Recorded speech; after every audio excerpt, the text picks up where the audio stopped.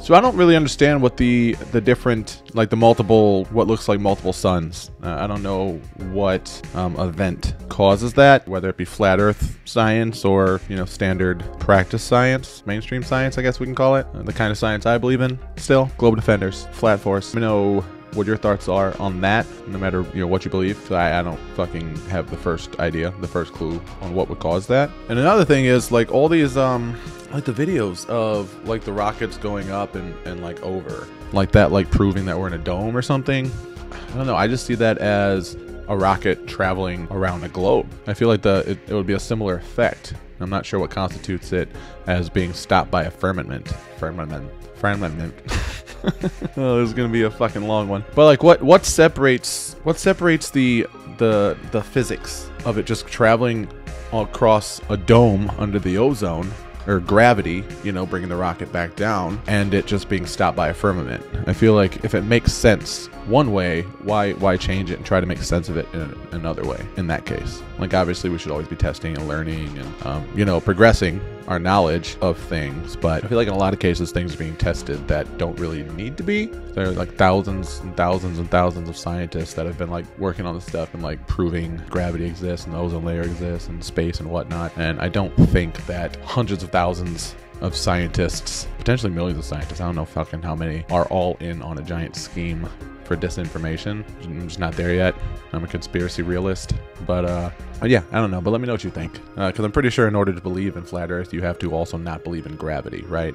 And then the disbelief in gravity is what disproves a lot of the mainstream science and physics and stuff, right? So I feel like in a lot of cases you kind of have to completely negate all the information and knowledge that we have on a subject just in order to even begin to prove that flat earth is true. And I don't think that's the correct way of going about solving things. It's just completely just negating something in order to make something make sense. But I don't know, let me know what you think. I'm definitely not a flat earther, but like I said, this stuff is fun to learn about.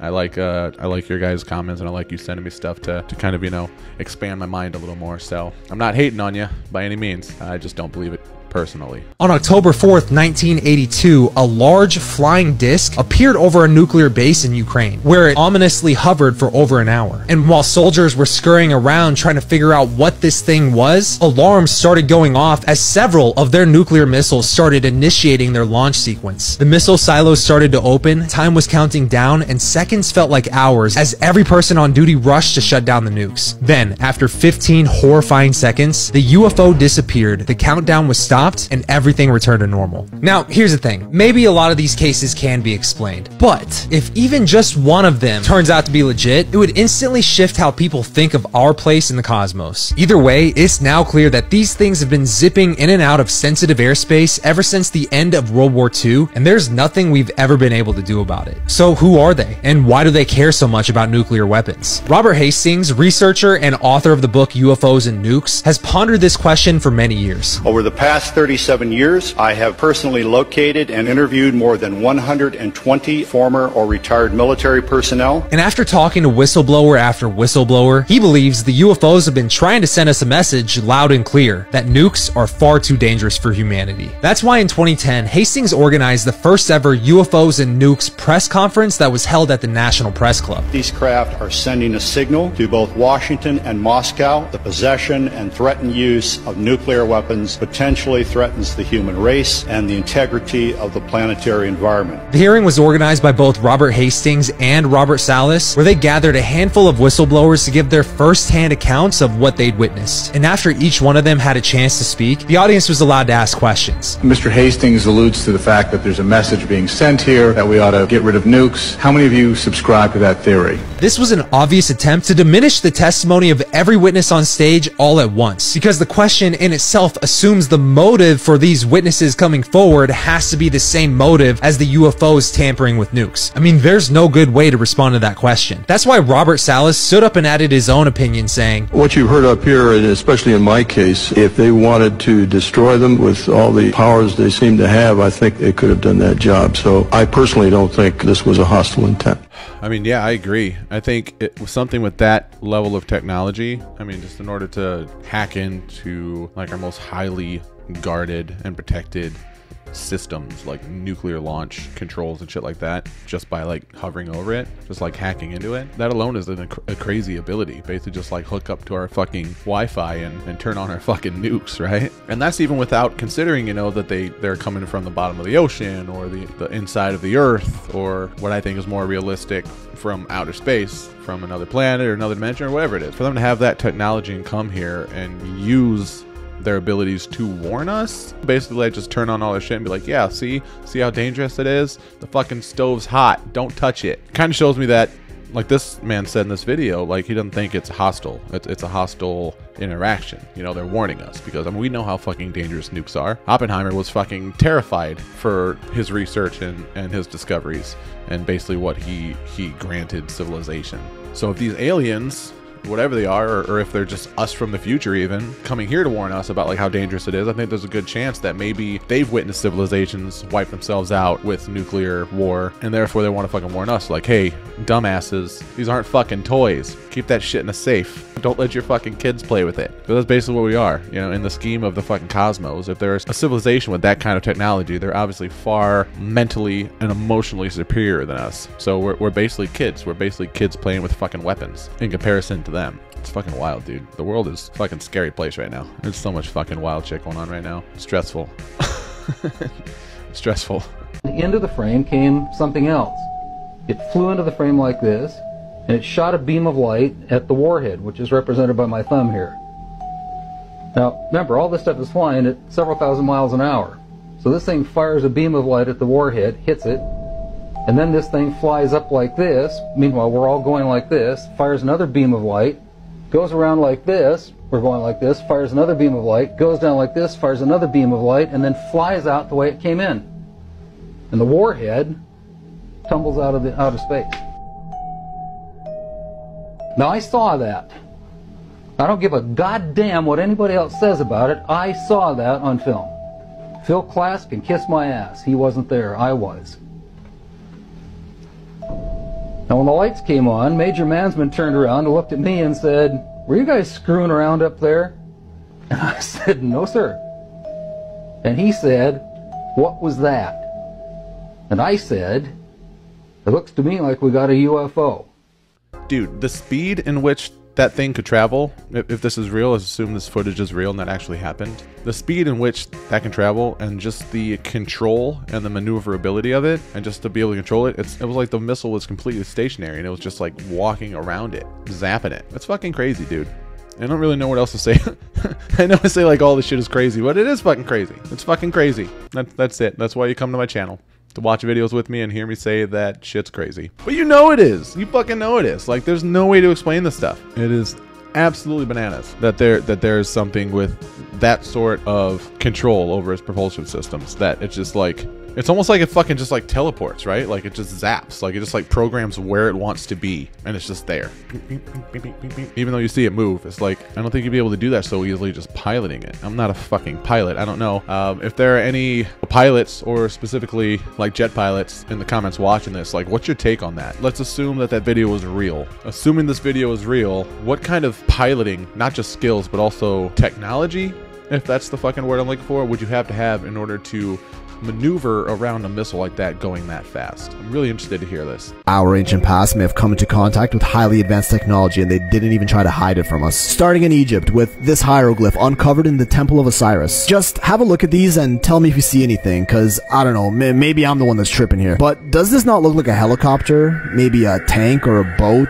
An airplane? What looks to be a spaceship, all carved into stone, thousands of years old? Now I already hear the Google debunkers crying this has been proven wrong, that these are just hieroglyphs that were written many times over, and these shapes are just a combination of many characters. Damn, didn't know they were there when these were carved, given how 100% certain they are of it. There's so many other questionable hieroglyphs in ancient Egypt, but I'm gonna have to save those for another video. Let's take this all the way back to the caveman days, with Paleolithic cave drawings and carvings, also known as petroglyphs. These ancient aboriginal cave paintings in Australia dating back to 15,500 BC, known as the Bradshaw paintings. Take a note of the big round heads here. China Lake Naval Air Weapons Center near Death Valley, California has petroglyphs dating 16,000 years. Again, tall beings with bubble-shaped heads and lines coming out. Oh, look at that. We see similar cave drawings in Ginkgo State Park near Vantage, Washington, all in the US of A. Tassili Najjar is a plateau in Algeria, Africa, with these rock paintings dating to about 10,000 BC, again with these strange bobblehead creatures, almost like they're wearing helmets. Some of them even appear to be wearing gloves and full-on suits. Now, before you say, oh, that's just how they drew humans back then, well, cause right beside them we have these drawings of completely normal-looking beings, so what are these creatures? Other side of the world, in Torre Muerto, Peru, petroglyphs around 12,000 years old of beings with bubbles around their heads and lines coming out. Across the ocean to Asia, cave paintings in Chhattisgarh, India, dating about 8,000 BC, feature bubble heads with lines coming out. Over to Europe, the Valcamonica prehistoric rock art in Italy, over 5,000 years old, and you tell me what you see here. A human-looking creature holding strange tools, wearing a bubble helmet with lines coming out of it. Yeah, cause prehistoric humans around the world just all decided to draw the same thing, right? Then we start to come out of the Neolithic era to the oldest known civilization, the Sumerians, whose tablets include this stone carving. We have no clue what this is, but it really do look like some flying object with some force field coming out from underneath. And this other tablet looks pretty innocent until you notice this. Doesn't that kind of look like a sun shape that just so happens to have 9 balls around it? Exactly the amount of planets in our solar system. Guess they counted Pluto, so did they have advanced knowledge of our planets over 4,000 years ago? Back to the Egyptians, we see this dude in some serpent-looking craft. Could be part of their mythology, but then we see the exact same thing in the Maori of New Zealand and the Aztec and Olmecs of Central America. And now the Mayans. Oh man, what on earth is this carving? Some complex-looking contraption complete with hand controls and something up his nose? Not to mention they seem to be wearing helmets again, which sure could be decorative, but what on earth are these contraptions they're in?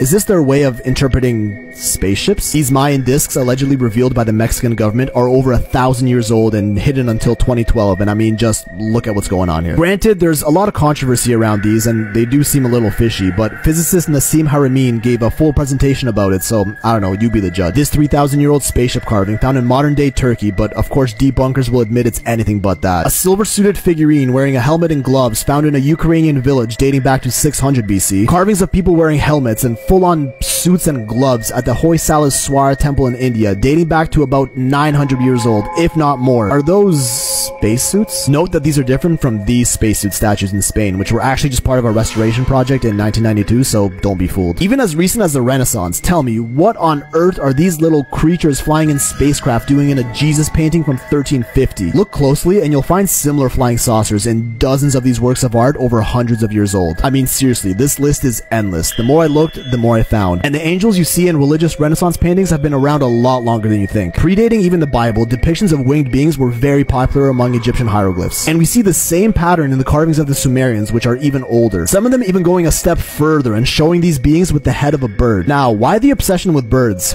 Let me finish you off with this thought. If some primitive civilization were to come into contact with something they can't explain with their current understanding of the world, don't you think they would describe that thing in terms they can understand? So if they were to witness some sort of being coming down from the sky, the only thing they know that are airborne are birds. So naturally they would associate that being with a bird. Far-fetched yet plausible explanation of the popularity behind bird-like gods among these ancient cultures, which leads us to their creation myths. And yo, listen, pretty much every single one of the world's ancient civilizations have the same story of how we came to be. Okay, I know this was a lot, but I just couldn't believe what I found out about these stories, so I have to save this for another video. Hey, I gotta tell you, I might not be around for very long, Jimmy boy. You know, I've always thought the same thing when it comes to like old stories. Even before I had like a better understanding of like other cultures and mythology and like other religious books and texts and things like that. Like when I was younger, when really my only experience was like the Christian Bible, right? Like the King James version. So I got a little older and I started kind of, you know, questioning things, as we do when we're raised in the church our whole lives, was that I think a lot of the stories in all these old books, the Bible included, are just stories from, like this guy said, like things that they saw that they were not able to really describe in a way that they would understand because it was the first time seeing it, right? If you see something kind of out of the ordinary, like a burning bush or a flying saucer or like an angel, right? Like an alien, like a person who flies, if their only association with that was like flying was birds, and then they see a person do it, it must be a bird person, like from like Rick and Morty. Bird person. Must be a bird person. So I'm not saying that's always the case, but as well as like, you know, dragons, you know, it could have been a rocket, you know, something flying in the sky with breathing fire, different things like that. I always thought that there was a good chance that that was the case with a lot of like old, like ancient stories and like mythology. So that makes a lot of sense to me.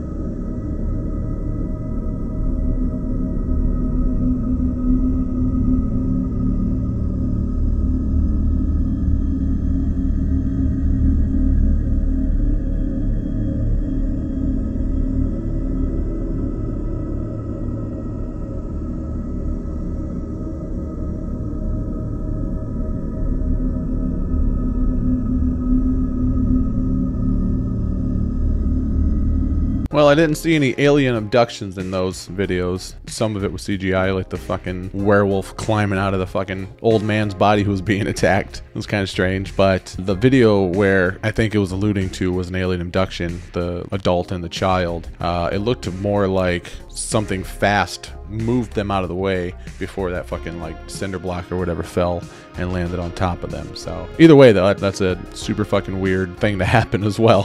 Probably more so than an alien invasion at this point. Like fucking Flash saving people from a fucking rock falling on their head. I'm shooting a video of this at Walmart parking lot, and it's a perfect circle with the lights around it in the parking lot. This is a fake video. You can see my kids. It's the strangest thing I've ever seen. There's no reflection, there's no anything, it's just coming down. That is the weirdest thing I've ever seen. It's not moving, it's just sitting perfectly still, right above the clouds. It's the weirdest thing. I don't know. Reason? Say hi, Leah, so people know it's real. Hi. Hi. It's not a reflection from a light or anything. Oh, you say hi too. Say hi, I'm Liam, I'm Batman. That is so weird. Crazy. Are you cold, Liam? This video will probably go viral now. But that's definitely something in the sky. Look at that. Crazy. It's creepy. Here, put your jacket on. It's not moving either.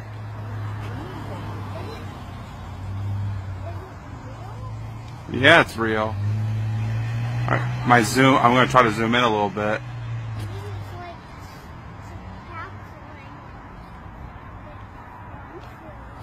Oh,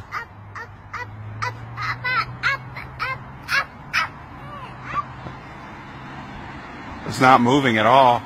This shit right here would be the easy shit for Project Bluebeam to do, right? I don't know how crazy our technology is right now. Like, I guess Project Bluebeam could be reverse engineered saucers that they're flying around, or projections of flying saucers, or alien invasion or whatever. But I think this is more realistic in something that Project Bluebeam could do as far as like projection and stuff like that. In the sky would be just like a big fucking ring like that. Like, it looks like a massive UFO just kind of sitting up there in the sky. So when I see UFOs, I still think for the most part they're aliens when they're doing like weird maneuverability shit, because I do believe in extraterrestrials and aliens. But this kind of shit right here, I kind of have to think like, is that an alien just fucking kicking it there, or is that like Project Bluebeam?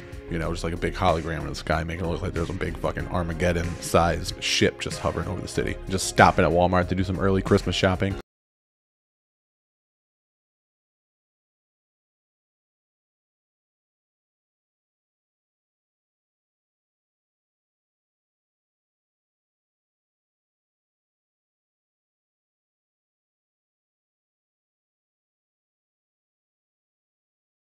And just being in frame and then zooming off like that was weird enough, but what was that little like plume that kind of like warped the image there for a minute? It looked like, I don't know, like heat, maybe how like heat distorts things, you know, visually. And then it looked like black smoke swirled and then shot up, and then from there the UFO went and fucking went the other way. But what was that fucking, what was that little like heat plume with the little black smoke spiral that shot? It looked like a fucking bottle rocket or something that shot off. I've seen people talk about this clip. I've seen this clip before, but no one has ever talked about that little plume with like the fucking little tiny rocket that flew up. They just like focus on the UFO, and I want to know what the fuck that little plume was, because that was fucking just as weird to me. And it's weird that nobody's talking about that, and like how it kind of just like distorted reality, I guess, before it took off. That was kind of strange. So I'm filming one night looking for objects. I pan my camera down and the wave starts, this hologram wave. I don't notice it. And then it catches up to the camera and I do notice it. I glance at the moon, but when you're staring at things, you know, you don't know whether it's your eyes or what. And then I notice a second wave coming. And at this point, I'm thinking it's my camera. I look up at the moon again and, you know, I just don't know what to think. I saved the clip out. I don't delete it. I almost did. And I look at it for quite some time, weeks maybe. Looking at it over and over, and I'm realizing that, you know, this is not the way a digital camera malfunctions. This is an organic line, no pixelation, no shredding of the signal. Mind you, this was filmed 9 years ago, which shows an unexplainable wave crossing the moon many times. One possible explanation being a hologram. What do you guys think? And it finally dawns on me that the pan of the camera proves it. When I pan down, and I usually don't shoot this way, I usually stay centered, almost always stay centered, trying to increase my odds of catching something unusual.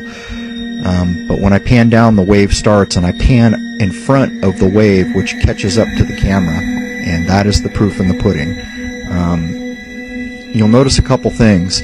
The wave looks like it bulges in the... Okay, well that was an incredibly inopportune time for that video to cut off when the guy was explaining it. But what do you think that is? I know people are going to think it's a hologram, obviously, because that's what he's talking about. But I personally think the moon is an artificial structure, a hollow structure. I'm on that, the hollow moon theory. I'm totally on board with that. The fact that it was brought here a long time ago to kind of, you know, adjust the Earth's atmosphere and cause all the water vapor to kind of fall from the sky, and probably caused the Younger Dryas and all that shit, and just kind of changed. Because I know there are ancient civilizations that talk about a time before the moon was here. Pretty well on board with that one. As crazy as that sounds, even to me. But what if, this is crazy, I just thought about this right now. What if the moon is a hologram? What if that is entirely a hologram, but it's covering up the actual planet that is the moon? And what if the moon was brought here by an ancient civilization of aliens, we'll say the Anunnaki, that came here to the Earth? And what if the moon is actually Planet X, Nibiru? And what if there is a hologram over the moon to make it appear like a dead satellite, like a dead planet, but it's actually a very, you know, much alive and bright, vibrant planet that the Anunnaki are still on? What about that? That's crazy. I just thought about that. And what if all the spacecrafts that are coming here are just coming straight from the moon? What if they're close enough to us to get here and leave that quickly? I just fucking... I'm telling you, man, I don't always bust out the tinfoil hat, but sometimes it just calls for it. This kind of shit. When I start getting this deep, man, holy shit. You know, I think before any of these videos drive me crazy, I think I'm going to drive myself crazy trying to get to the bottom of this shit. Because it's fun learning about it. Sure, it's great learning about the information that's already there. But coming and having your own epiphanies and your own thoughts and kind of creating your own conspiracies on top of all these other conspiracies is, I think, what makes us all lose our minds a little quicker than the actual information that we're even given. Because holy shit. If the moon is Planet X and they're covering it up with a hologram, what the fuck, bro? What the fuck? But moons, holograms, UFOs, everything in between, guys. That's it for today's video. Thank you so much for joining me. Wanted to try something a little different today. Just do more of like a themed video.